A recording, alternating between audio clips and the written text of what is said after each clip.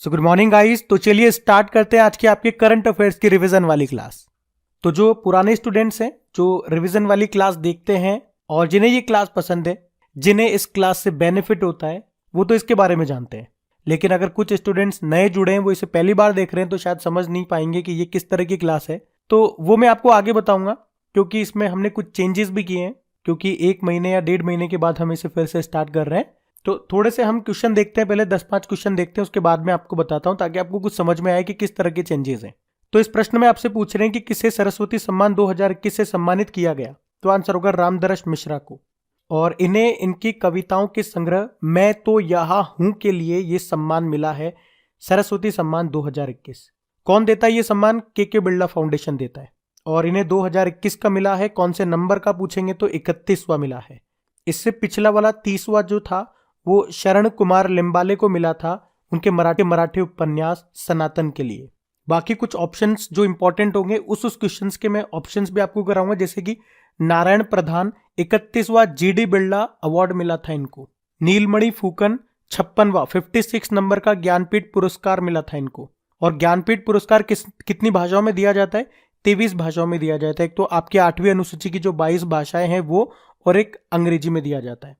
56वां तो मिला था नीलमणि फूकन को। साथ में याद रखो 57वां मिला है दामोदर माउजो को। और शरद पगारे 30वां व्यास सम्मान मिला इनको पाटलिपुत्र की सामग्री के लिए। अच्छा, ये जो सरस्वती सम्मान है, अगर बात करें पहली बार किसको मिला था और कब मिला था, यानी कि इसके पहले प्राप्तकर्ता कौन थे? हरिवंश राय बच्चन 1991 में मिला था। तो इस प्रश्न से ये इंपॉर्टेंट फैक्ट्स आप याद रखें। हम करंट अफेयर्स का रिवीजन कर रहे हैं ना, तो इसमें फालतू की बातें मैं आपको नहीं बताऊंगा। पॉइंट टू पॉइंट जो काम के फैक्ट्स हैं वही डिस्कस करूंगा। जैसे डेली करंट अफेयर्स में कुछ एक्स्ट्रा भी मैं आपको डिटेल दे देता हूं, कुछ समझा देता हूं कि ये ऐसा होता है, वैसे होता है, ये दिया जाता है। तो वो चीजें की हम इसमें बात नहीं करेंगे। पॉइंट टू पॉइंट ये पुरस्कार है, ये इनको मिला है। अगर काम की बात हुई कि किसके लिए मिला, अगर वो इंपॉर्टेंट हुआ तो वो मैं आपको बताऊंगा और आगे बढ़ेंगे। फिर बताइए, अभी विश्व स्वास्थ्य दिवस कब मनाया गया? तो आंसर होगा 7 अप्रैल को। और 7 अप्रैल को क्यों मनाते हैं? क्योंकि वर्ल्ड हेल्थ ऑर्गेनाइजेशन की स्थापना होती है 7 अप्रैल 1948 को, इसीलिए ये वर्ल्ड हेल्थ डे मनाते हैं 7 अप्रैल को। थीम क्या थी? हमारा ग्रह हमारा स्वास्थ्य, अवर प्लेनेट अवर हेल्थ। और WHO का हेडक्वार्टर, ये स्टैटिक है याद रखना, हेडक्वार्टर जेनेवा स्विट्जरलैंड में है, अध्यक्ष टेड्रोस अधानोम। एक वर्ल्ड ओरल हेल्थ डे भी होता है, वो 20 मार्च को मनाते हैं, ये भी याद रख लो। अब बताओ, सर्बिया के राष्ट्रपति कौन बने थे? 2022 में बने थे ये। नाम है अलेक्जेंडर वुसिक। सर्बिया की कैपिटल बेलग्रेड होती है। सर्बियाई दिनार इसकी करेंसी होती है। में जाना जाओगे तो रिवीजन हो जाएगा हमारा। देख लो, जैसे विक्टर ओरबाल, ये हंगरी के प्रधानमंत्री हैं। अभी हंगरी की पहली महिला प्रेसिडेंट बनी थी कैटलिन नोवाक। और माल्टा देश के प्रधानमंत्री बने थे रॉबर्ट अबेला। बारबाडोस की फिर से प्रधानमंत्री बनी कौन? मिया मोटली। और अभी बारबाडोस की पहली प्रेसिडेंट बनी थी कौन? डेम सेंड्रा मैसन। हमारा अगला प्रश्न है, द मैवरिक इफेक्ट नाम की बुक को किसने लिखा? हरीश मेहता ने लिखा है। और हरीश मेहता से मैं आपको बता दूं, ये नेस्कॉम के पहले अध्यक्ष हैं। उन्होंने अपनी जो कहानी है नेस्कॉम की सफलता की कहानी, वो इस बुक में लिखी है। नेस्कॉम ये IT सेक्टर की एक बड़ी कंपनी है। अब बताओ, अभी कहां पर देश के सबसे ऊंचे मेडिकल टावर की नींव रखी गई थी? तो आंसर होगा जयपुर में। जयपुर पिंक सिटी इसको बोलते हैं, राजस्थान की कैपिटल है। राजस्थान के मुख्यमंत्री अशोक गहलोत हैं और कलराज मिश्र यहाँ के गवर्नर हैं। ये जो टावर है ये 24 मंजिला है, जिसमें 1200 बेड है। इसके ऊपर एक हेलीपैड भी बना हुआ है एयर एम्बुलेंस के लिए। हाइट की बात करोगे 116 मीटर है। और इसके वास्तुकार हैं अनूप बरतरिया। फिर बताओ, अभी भारत और किर्गिस्तान के बीच में संयुक्त विशेष बल अभ्यास का नवा संस्करण कहां पे हुआ? तो आंसर होगा बकलो, हिमाचल प्रदेश में। ये इसका नवा एडिशन था, बकलो हिमाचल प्रदेश में हुआ। वैसे किर्गिस्तान के साथ में हम खंजर नाम का अभ्यास भी करते हैं। किर्गिस्तान की कैपिटल बिश्केक है, करेंसी है सोम। फिर बताओ, अभी वैज्ञानिकों ने इंसानों के शरीर में एक नया अंग खोजा है, उस अंग का नाम क्या है? तो आंसर होगा रेस्पिरेटरी एयरवे सेक्रेटरी। फिर बताओ, DCB बैंक के MD CEO कौन बने? मुरली M नटराजन बने। इसका हेडक्वार्टर मिलेगा आपको मुंबई में। 1930 में स्थापना होती है। इसकी टैगलाइन होती है वी वैल्यू यू। अभी आपको याद है, पंजाब नेशनल बैंक के MD CEO बने थे अतुल कुमार गोयल। यूको बैंक के बने थे सोम शंकर प्रसाद। और कर्नाटक बैंक के बने थे प्रदीप कुमार पांजा। आपसे पूछ रहे हैं कि वर्ष 2021 के लिए कृषि उत्पादों के निर्यात में सबसे अधिक निर्यात किसका रहा, एक्सपोर्ट? तो आंसर होगा चावल का। अगला प्रश्न है, अग्निपथ प्रवेश योजना का संबंध किससे है? आप जानते हो सेना से है। भारतीय सेना में शामिल होने के लिए या उसमें प्रवेश के लिए एक नई योजना शुरू की है सरकार ने, अग्निपथ प्रवेश योजना। कितने सालों के लिए लेंगे? 3 सालों के लिए लेंगे। और जिन युवाओं को इसमें शामिल किया जाएगा उनको क्या कहा जाएगा? अग्निवीर कहा जाएगा।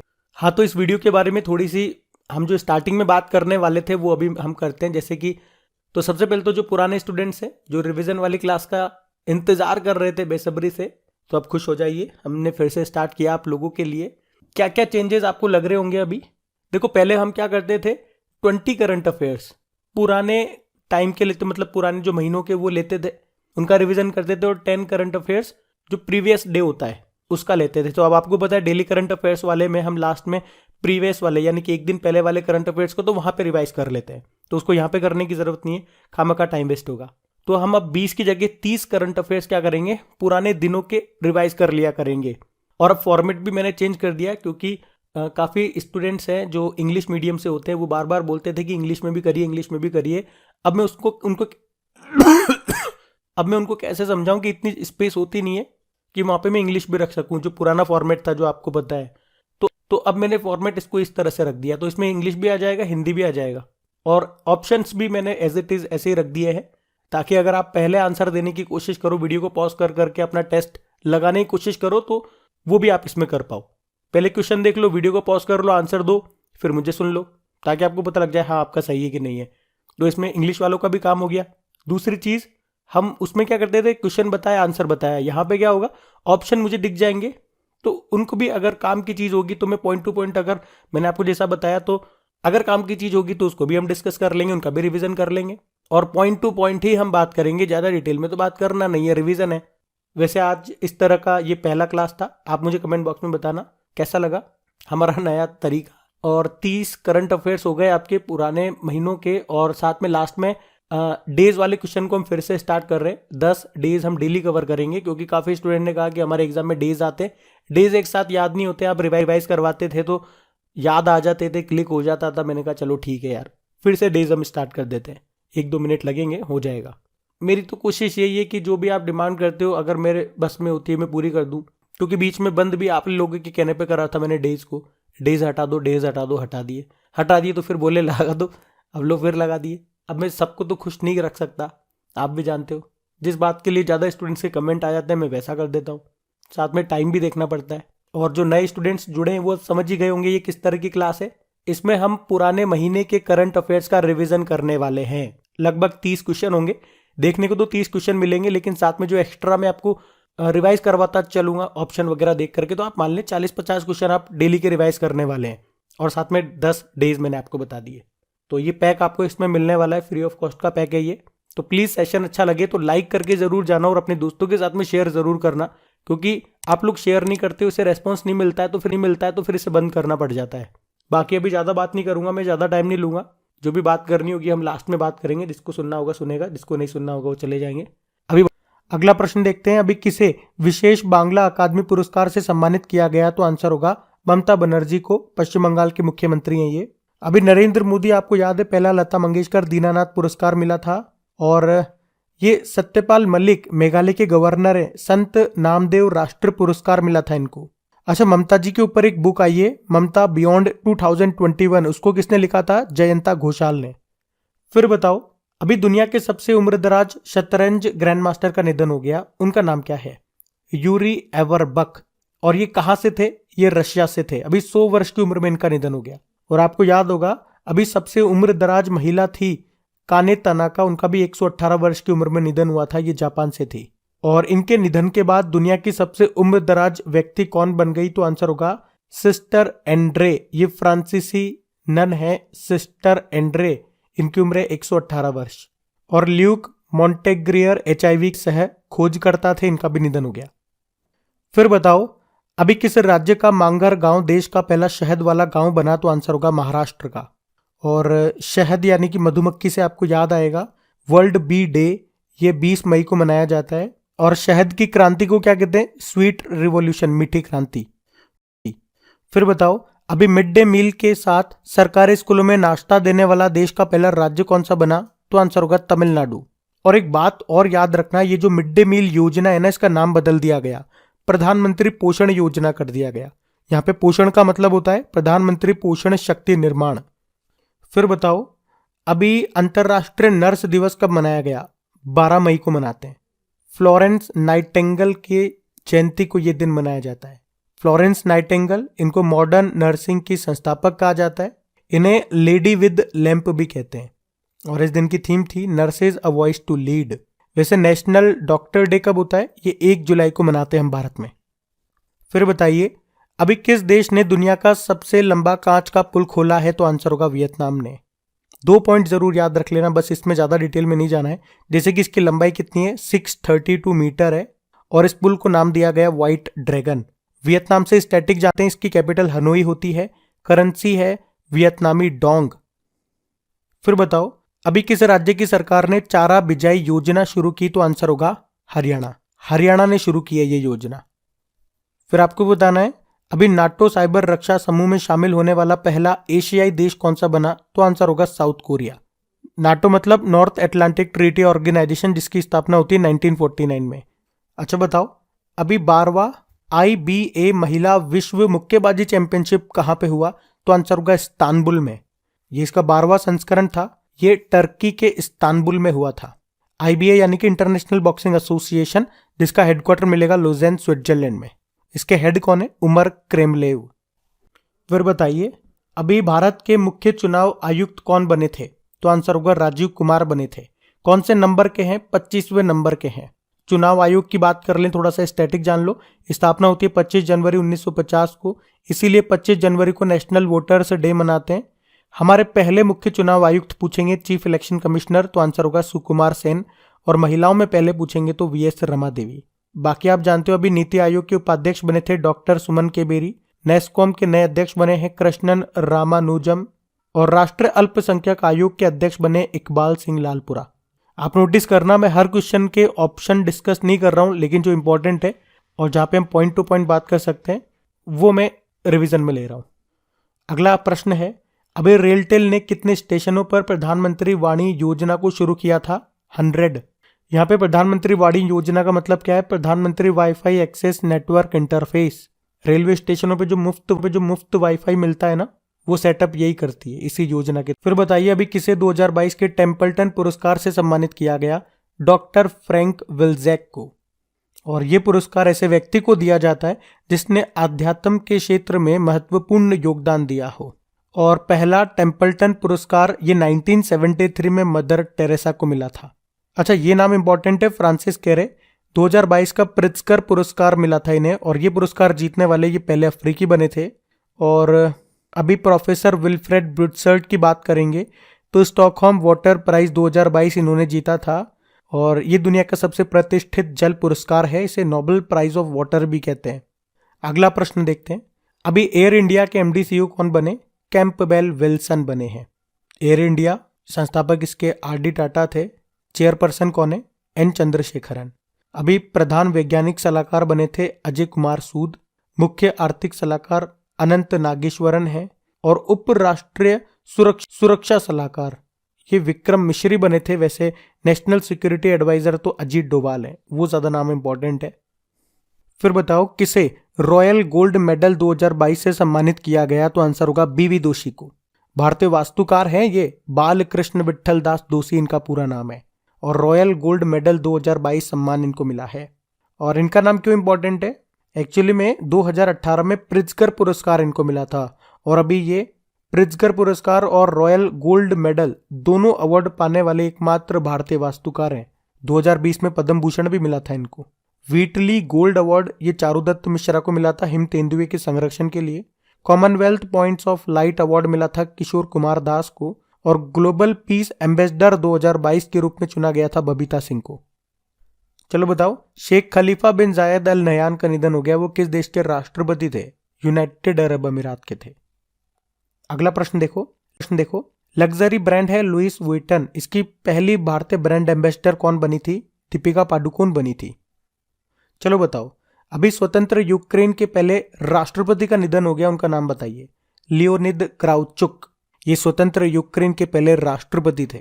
यूक्रेन की कैपिटल कीव है, करेंसी है यूक्रेनियन रेवेनिया, और वर्तमान में प्रेसिडेंट आप सभी जानते हैं व्लादिमीर ज़ेलेंस्की हैं। अच्छा, ये इलीन एरा का नाम जरूर याद रखना, ये दुनिया की सबसे उम्र दराज क्रिकेटर थी जिनका भी निधन हो गया। बाकी ये दो नाम मैं आपको पीछे बता ही चुका हूं। अभी बढ़ते हैं आगे। अच्छा, आगे अब हम लोग डेज वाले क्वेश्चंस का रिवीजन करेंगे। डेली कोशिश करेंगे 10 इंपॉर्टेंट डेज का हम रिवीजन कर सकें। तो देखो, 4 अप्रैल को अंतर्राष्ट्रीय खदान जागरूकता दिवस मनाया और इसकी थीम थी safe ground, safe steps, safe home. 5 अप्रैल को आपने राष्ट्रीय समुद्री दिवस मनाया था और उसकी क्या थीम थी? सस्टेनेबल शिपिंग बियॉन्ड कोविड-19।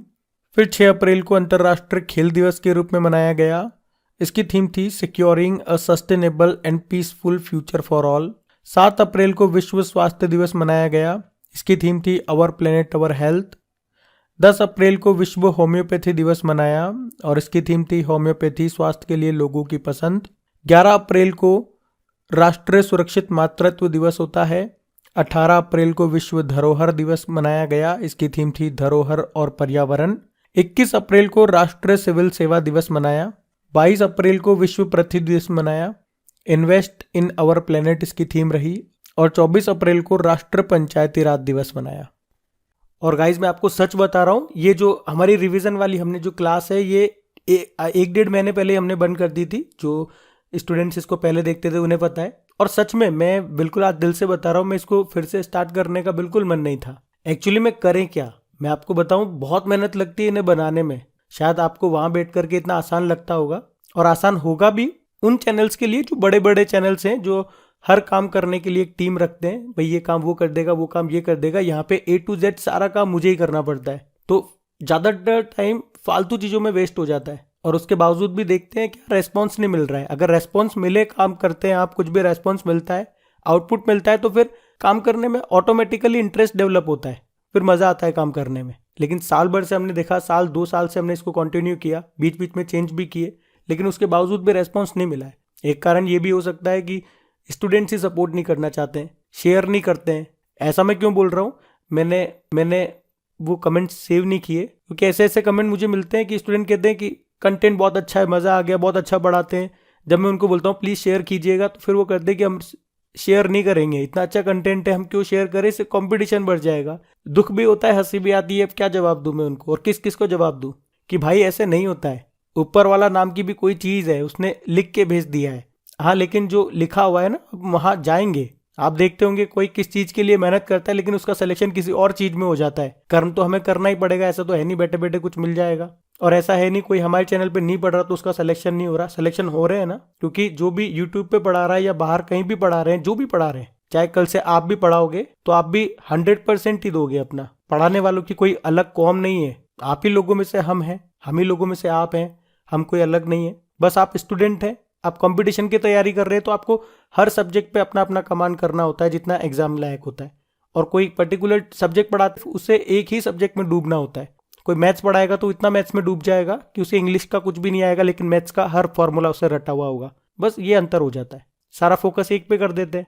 इसलिए आप पूछते हो कि कैसे याद रहता है, इसीलिए याद रहता है भाई, और कोई बात नहीं है। कोई महान नहीं है, कोई जीनियस नहीं है, हमसे महान तो आप लोग हैं। हमें तो सिर्फ एक ही सब्जेक्ट ध्यान रहता है, आपको सारे सब्जेक्ट याद रहते हैं। तो इस तरह से होपलेस मत हुआ करो, और इस तरह की बातें मत करा करो कि हम शेयर नहीं करेंगे, ऐसा अच्छा कंटेंट है, हम कैसे शेयर कर दें, कंपटीशन बढ़ जाए। कंपटीशन तो है, तो अब ऐसे मेहनत करेंगे और फिर भी ऐसे कमेंट मिलते हैं, सपोर्ट नहीं मिलता आप लोगों का, तो कैसे मन करेगा मेहनत करने का, आप बताइए। बीच में आपको बताऊं, मैं चलो थोड़ा इमोशनल हो ही रहा हूँ, आपसे बात शेयर कर ही रहा हूँ। तो हमारी जो डेली करंट अफेयर्स वाली जो क्लास चलती है, उसको भी बंद करने का बीच में विचार आ गया था कि बंद कर देंगे इसको, सब कुछ बंद हो जाएगा, तो अपना काम करेंगे कुछ और। भाई हमें घर चलाना है, हमारा ही परिवार है, 20 बच्चे हमें ही पालने हैं। इंसान को 2 चीज़ तो चाहिए ही ना, एक तो अपने परिवार को पैसा देना पड़ता, खाना पीना पैसे से ही आता है, बड़ी बड़ी बातें करने से या तारीफें करने से नहीं आता। और दूसरी चीज़ सबसे इंपॉर्टेंट है जो समय, परिवार को समय देना पड़ता है। तो आप ये मान के चले, मैं समय तो बिल्कुल नहीं दे पा रहा हूँ, सारा काम मेरा इसी में चला जाता है, सारा समय मेरा इसी में चला जाता है। और बात पैसे की रही, पैसे आपको पता है मैं कोई पेड कोर्स नहीं बेचता हूँ, कोई PDF वगैरह कुछ भी सेल नहीं करता हूँ। जो भी अपना कंटेंट होता है वो फ्री में देने की कोशिश है। तो यूट्यूब के रेवेन्यू से जो थोड़ा बहुत ऐड अगर आप देख लेते हो या क्लिक कर देते हो तो थोड़ा बहुत रेवेन्यू बनता है, और उससे परिवार नहीं चलता है। मैं आपको थोड़ा सा, बहुत टर्म्स आजकल बहुत टफ हो गया है यूट्यूब, 2017 वाला यूट्यूब नहीं है ये।